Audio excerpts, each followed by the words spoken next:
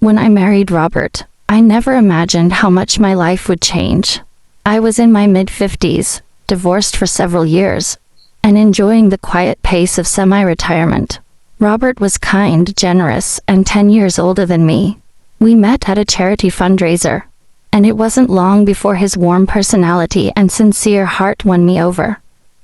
He had 2 grown children, and through them several grandchildren, most of whom I met at a family barbecue shortly after our engagement. That's when I first met Evan, his step-grandson from his daughter's second marriage. Evan was 26 at the time, charming and full of life. He had a magnetic energy, the kind of presence that filled a room without trying. At the time, I didn't think much of it. I was simply meeting the extended family and trying to find my place in this new chapter. Robert and I married in a small, beautiful ceremony. Life was peaceful. I spent my days tending the garden, volunteering at the local library, and enjoying dinners with Robert. Evan visited occasionally, and over the next 2 years I got to know him more. He'd stop by for lunch, help with minor house repairs, or just talk about his plans. I thought of him as family.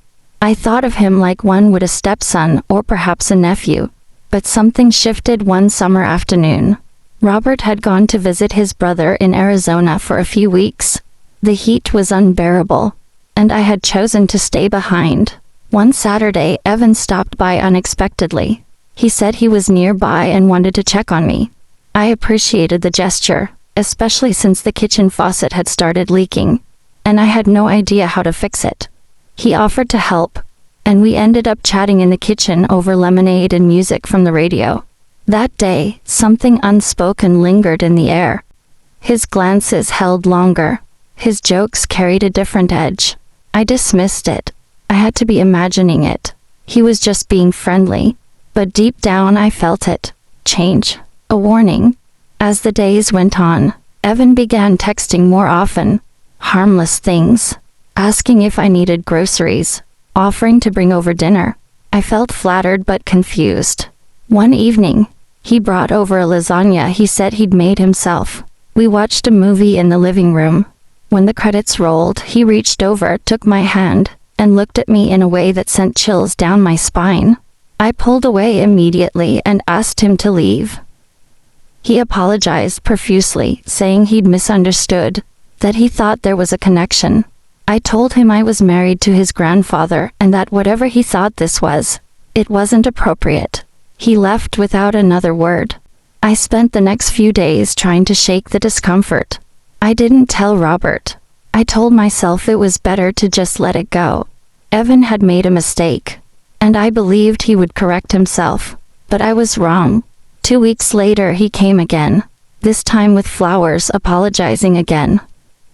He said he was confused, that he had feelings he couldn't control, and that being around me made him forget logic. I told him firmly that this had to stop. I was not going to entertain this behavior.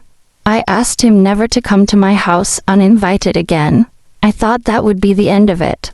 But then came the betrayal. One night I received a message from an unknown number. It was a video. I opened it cautiously. What I saw made my knees buckle. It was footage from a hidden camera, inside my own house, my living room. Evan was there, holding the camera, talking about how I had led him on, and how he could prove that I wasn't as innocent as I pretended to be. I was horrified. He had recorded our conversations, selectively edited them, and added his commentary to make it seem like I was flirting with him. In the video, he played the victim, claiming I had seduced him. My hands trembled as I watched, each second cutting deeper than the last. The betrayal wasn't just personal. It was calculated, malicious. The next day, I confronted him. I called, shaking, heart pounding, and demanded to know why he would do something so vile.